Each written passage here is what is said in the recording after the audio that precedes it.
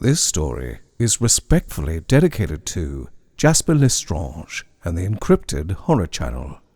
It is with great joy that I get to announce at last the opening of my Patreon channel. The first story will be made available next weekend. Details of how to become a member are in the description below. Now, on with our tale. The Lottery by Shirley Jackson. Read for you today by Huw Carr. The morning of June 27th was clear and sunny, with the fresh warmth of a full summer day. The flowers were blossoming profusely and the grass was richly green. The people of the village began to gather in the square between the post office and the bank around 10 o'clock. In some towns, there were so many people that the lottery took 2 days and had to be started on June 26th. But in this village, where there were only about 300 people, the whole lottery took only about 2 hours. So it could begin at 10 o'clock in the morning and still be through in time to allow the villagers to get home for noon dinner. The children assembled first, of course. School was recently over for the summer, and the feeling of liberty sat uneasily on most of them. They tended to gather together quietly for a while before they broke into boisterous play, and their talk was still of the classroom and the teacher, of books and reprimands. Bobby Martin had already stuffed his pockets full of stones, and the other boys soon followed his example, selecting the smoothest and roundest stones. Bobby and Harry Jones and Dickie Delacroix, the villagers pronounced this name Delacroix, eventually made a great pile of stones in one corner of the square and guarded it against the raids of the other boys. The girls stood aside talking among themselves, looking over their shoulders at the boys, and the very small children rolled in the dust or clung to the hands of their older brothers and sisters.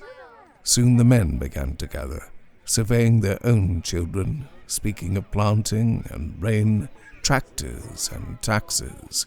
They stood together, away from the pile of stones in the corner, and their jokes were quiet, and they smiled rather than laughed. The women, wearing faded house dresses and sweaters, came shortly after their menfolk.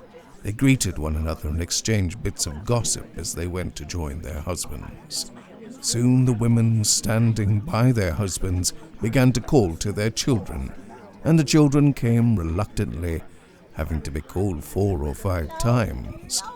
Bobby Martin ducked under his mother's grasping hand and ran, laughing, back to the pile of stones. His father spoke up sharply, and Bobby came quickly and took his place between his father and his oldest brother. The lottery was conducted, as were the square dances, the teenage club, the Halloween program, by Mr. Summers, who had time and energy to devote to civic activities. He was a round-faced, jovial man, and he ran the coal business, and people were sorry for him, because he had no children, and his wife was a scold. When he arrived in the square, carrying the black wooden box, there was a murmur of conversation among the villagers, and he waved and called, "Little late today, folks." The postmaster, Mr. Graves, followed him, carrying a 3-legged stool, and the stool was put in the center of the square, and Mr. Summers set the black box down on it. The villagers kept their distance, leaving a space between themselves and the stool. And when Mr. Summers said, "Some of you fellas want to give me a hand?" there was a hesitation before 2 men, Mr. Martin and his oldest son, Baxter, came forward to hold the box steady on the stool, while Mr. Summers stirred up the papers inside it.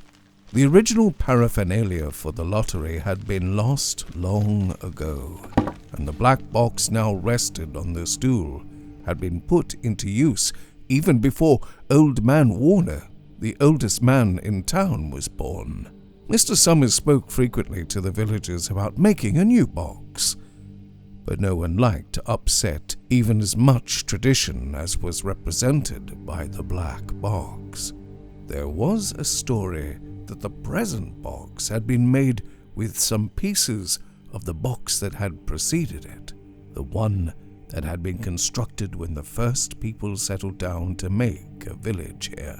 Every year after the lottery, Mr. Summers began talking again about a new box, but every year the subject was allowed to fade off without anything being done. The black box grew shabbier each year. By now it was no longer completely black, but splintered badly along one side to show the original wood color, and in some places faded or stained. Mr. Martin and his oldest son Baxter held the black box securely on the stool until Mr. Summers had stirred the papers thoroughly with his hand. Because so much of the ritual had been forgotten or discarded, Mr. Summers had been successful in having slips of paper substituted for the chips of wood that had been used for generations. Chips of wood, Mr. Summers had argued, had been all very well when the village was tiny, but now that the population was more than 300 and likely to keep on growing, it was necessary to use something that would fit more easily into the black box. The night before the lottery, Mr. Summers and Mr. Graves made up the slips of paper and put them into the box, and it was then taken to the safe of Mr. Summers' coal company and locked up until Mr. Summers was ready to take it to the square next morning. The rest of the year the box was put away, sometimes one place, sometimes another. It had spent 1 year in Mr. Graves's barn and another year underfoot in the post office, and sometimes it was set on a shelf in the Martin grocery and left there. There was a great deal of fussing to be done before Mr. Summers declared the lottery open. There were the lists to make up, the heads of families, heads of households in each family, members of each household in each family. There was the proper swearing in of Mr. Summers by the postmaster as the official of the lottery. At one time, some people remembered there had been a recital of some sort, performed by the official of the lottery, a perfunctory, tuneless chant that had been rattled off duly each year. Some people believed that the official of the lottery used to stand just so when he said or sang it. Others believed he was supposed to walk among the people, but years and years ago this part of the ritual had been allowed to lapse. There had been also a ritual salute, which the official of the lottery had had to use in addressing each person who came up to draw from the box, but this also had changed with time. Until now, it was felt necessary only for the official to speak to each person approaching. Mr. Summers was very good at all this. In his clean white shirt and blue jeans, with one hand resting carelessly on the black box, he seemed very proper and important as he talked intermittently to Mr. Graves and the Martins. Just as Mr. Summers finally left off talking and turned to the assembled villagers, Mrs. Hutchinson came hurriedly along the path to the square, her sweater thrown over her shoulders, and slid into place in the back of the crowd. "Clean forgot what day it was," she said to Mrs. Delacroix, who stood next to her, and they both laughed softly. "Thought my old man was out back stacking wood," Mrs. Hutchinson went on. "And then I looked out the window and the kids were gone.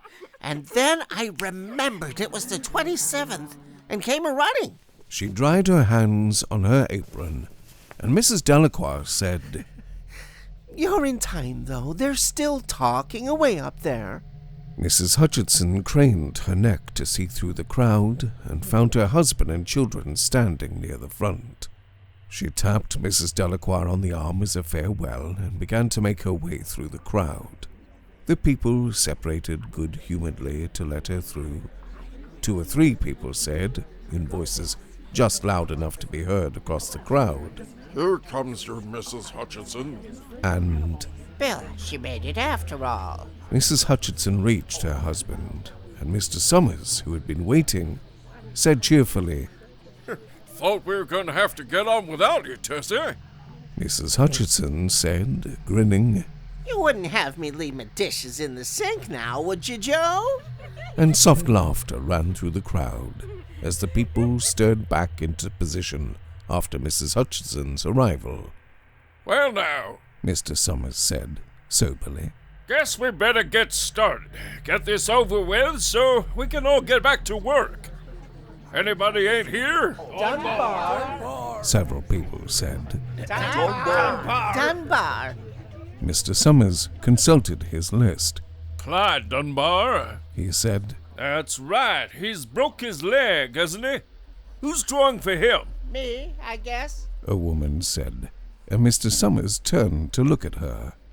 Wife draws for her husband. Mr. Summers said. Don't you have a grown boy to do it for you, Janie? Although Mr. Summers and everyone else in the village knew the answer perfectly well, it was the business of the official of the lottery to ask such questions formally.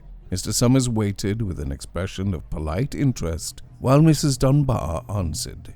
Horace is not 16 yet. Mrs. Dunbar said regretfully. Guess I gotta fill in for the old man this year. Right. Mr. Summers said. He made a note on the list he was holding. Then he asked, Watson boy drawing this year? A tall boy in the crowd raised his hand. Here, He said. I'm drawing for my mother and me. He blinked his eyes nervously and ducked his head as several voices in the crowd said things like, Good fellow, Jack. and Glad to see your mother's got a man to do it. Well, Mr. Summers said.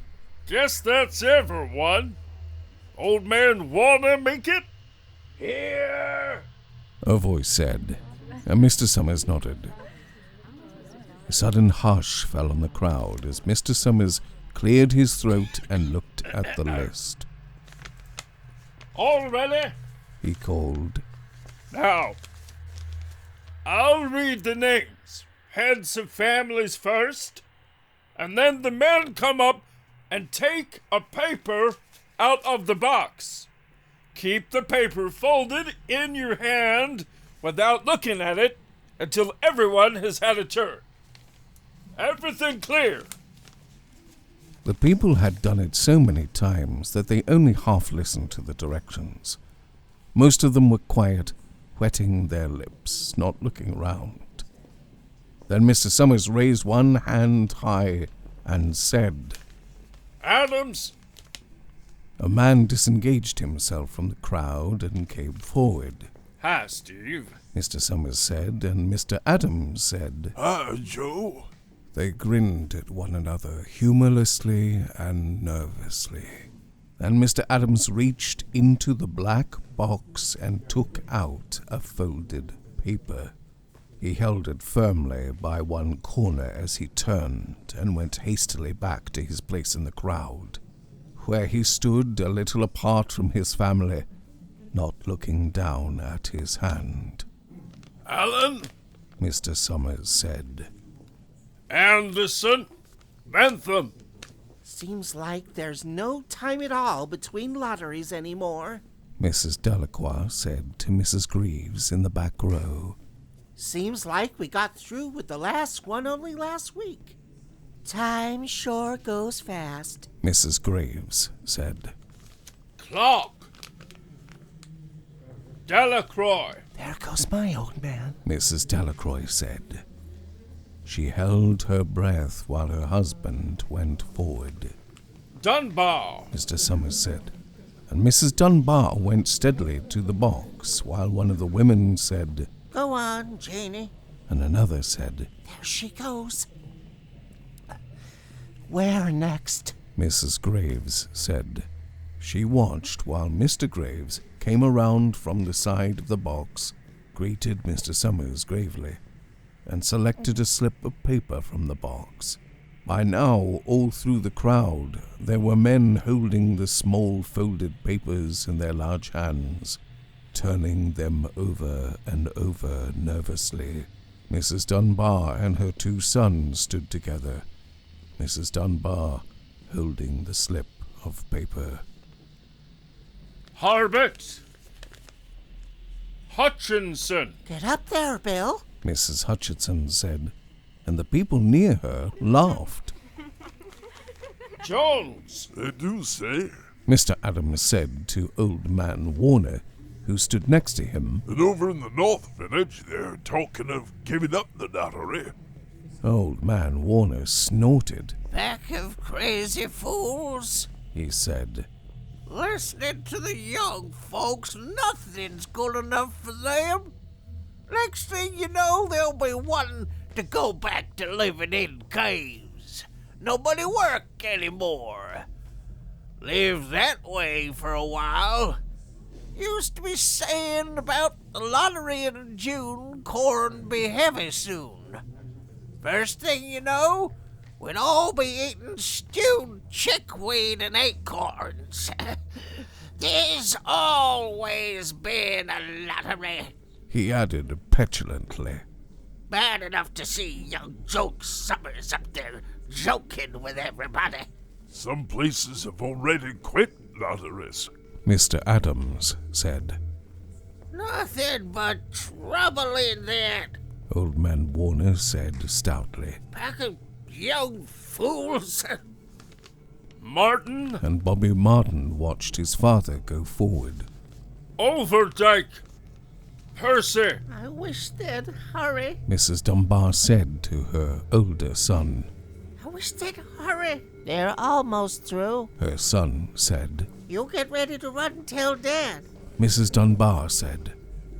Mr. Summers called his own name and then stepped forward precisely and selected a slip from the box. Then he called, Warner! 77th year I've been in the lottery. Old Man Warner said as he went through the crowd. 77th time. Watson! The tall boy came awkwardly through the crowd. Someone said, Don't be nervous, Jack. and Mr. Summers said, Take your time, son. Zanini! After that, there was a long pause, a breathless pause, until Mr. Summers, holding his slip of paper in the air, said, All right, fellows! and for a minute no one moved. And then all the slips of paper were opened. Suddenly all the women began to speak at once, saying, Who is it? Who's got it? Is it the Dunbars? Is it the Watsons? And the voices began to say, It's Hutchinson. It's Bill. Bill Hutchinson's got it. Go tell your father. Mrs. Dunbar said to her older son. People began to look around to see the Hutchinsons. Bill Hutchinson was standing quiet, staring down at the paper in his hand. Suddenly, Tessie Hutchinson shouted to Mr. Summers. You didn't give him enough time to take any paper he wanted. I saw you. It wasn't fair. Be a good sport, Tessie. Mrs. Delacroix called, and Mrs. Graves said, All of us took the same chance. Shut up, Tessie. Bill Hutchinson said. Well, everyone, Mr. Summers said, that was done pretty fast. Now we've got to be hurrying a little more to get done in time. He consulted his next list. Bill, He said, you draw for the Hutchinson family. You got any other households in the Hutchinsons? There's Don and Eva. Mrs. Hutchinson yelled. Make them take their chance. daughters draw with their husbands' families, Tessie. Mr. Summers said gently. You know that as well as anyone else. It wasn't fair. Tessie said. I guess not, Joe. Bill Hutchinson said regretfully. My daughter draws with her husband's family. That's only fair. And I've got no other family except the kids. Then, as far as drawing for families is concerned, it's you. Mr. Summers said in explanation. And as far as drawing for households is concerned, that's you too, right? Right, said Bill. How many kids, Bill? Mr. Summers asked formally. 3. Bill Hutchison said. There's Bill Jr. and Nancy and little Dave and Tessie and me. All right, then. Mr. Summers said. Harry, you got their tickets back? Mr. Graves nodded and held up the slips of paper. Put them in the box, then. Mr. Summers directed. Take Bill's and put it in. I think we ought to start over. Mrs. Hutchinson said as quietly as she could. I tell you, it wasn't fair. You didn't give him time enough to choose. Everybody saw that. Mr. Graves had selected the 5 slips and put them in the box, and he dropped all the papers but those onto the ground, where the breeze caught them and lifted them off. Listen, everybody! Mrs. Hutchinson was saying to the people around her. Ready, Bill? Mr. Summers asked, and Bill Hutchinson, with one quick glance around at his wife and children, nodded. Remember, Mr. Summers said, take the slips and keep them folded until each person has taken one. Harry, you help little Dave. Mr. Graves took the hand of the little boy, who came willingly with him up to the box. Take a paper out of the box, Davy. Mr. Summers said. Davy put his hand into the box and laughed. Just take one paper, Mr. Summers said. Harry, you hold it for him. Mr. Graves took the child's hand and removed the folded paper from the tight fist and held it, while little Dave stood next to him and looked up at him wonderingly. Nancy next, Mr. Summers said. Nancy was 12, and her school friends breathed heavily as she went forward, switching her skirt and took a slip daintily from the box. Bill Jr., Mr. Summers said, and Billy, his face red and his feet overlarge, nearly knocked the box over as he got a paper out. Tessie, Mr. Summers said. She hesitated for a minute, looking around defiantly, and then set her lips and went up to the box. She snatched a paper out and held it behind her. Bill, Mr. Summers said, and Bill Hutchinson reached into the box and felt around, bringing his hand out at last with a slip of paper in it. The crowd was quiet. A girl whispered, I hope it's not Nancy. and the sound of the whisper reached the edges of the crowd. It's not the way it used to be. Old Man Warner said clearly. People ain't the way they used to be. all right. Mr. Summers said. Open the papers. Harry, you open little Dave's. Mr. Graves opened the slip of paper, and there was a general sigh around the crowd as he held it up, and everyone could see that it was blank. Nancy and Bill Jr. opened theirs at the same time, and both beamed and laughed, turning around to the crowd and holding their slips of paper above their heads. Tessie, Mr. Summers said. There was a pause, and then Mr. Summers looked at Bill Hutchinson, and Bill unfolded his paper and showed it. It was blank. It's Tessie, Mr. Summers said, and his voice was hushed.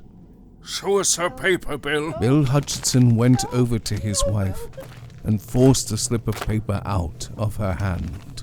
It had a black spot on it. The black spot Mr. Summers had made the night before with the heavy pencil in the coal company office. Bill Hutchinson held it up, and there was a stir in the crowd. All right, folks. Mr. Summers said, Let's finish quickly. Although the village had forgotten the ritual and lost the original black box, they still remembered to use stones. The pile of stones the boys had made earlier was ready. There were stones on the ground with the blowing scraps of paper that had come out of the box. Mrs. Delacroix selected a stone so large she had to pick it up with both hands and turned to Mrs. Dunbar. Come on, She said. hurry up. Mrs. Dunbar had small stones in both hands, and she said, gasping for breath, I can't run at all. You'll have to go ahead and I'll catch up with you. The children had stones already, and someone gave little Davy Hutchinson a few pebbles. Tessie Hutchinson was in the center of the cleared space by now, and she held her hands out desperately as the villagers moved in on her. It isn't fair. She said. A stone hit her on the side of the head. Old Man Warner was saying, Come on, everyone. Steve Adams was in the front of the crowd of villagers, and Mrs. Graves beside him. It isn't fair. It isn't right. Mrs. Hutchinson screamed. Then they were upon her.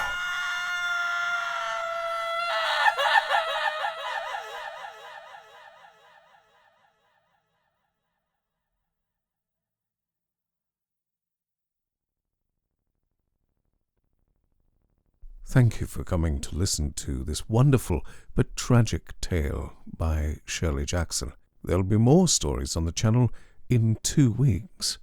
However, if you can't wait 2 weeks, maybe you'd like a brand new story next weekend. Yes, people have been asking for it, and finally I've got around to getting it ready. Next weekend, my Patreon channel opens up. There are links in the description of how to get to it. What can you expect from the channel? Well, aside from the fact that you'll get a story every week, you can also get some extra things in the channel, like behind the scenes, outtakes. You get to have a say on upcoming stories. I'll be doing a retrospective of past stories where we'll get to watch them together and then dissect them. Have you ever wondered about a particular story that was chosen for the channel? Well, you can find it all out in the Patreon channel of the Black Dog Chronicles. If you've ever wanted to support my desire to be a full-time storyteller, this is the best way. I hope to see you there. But until then, please, remember to Look out for the shadows.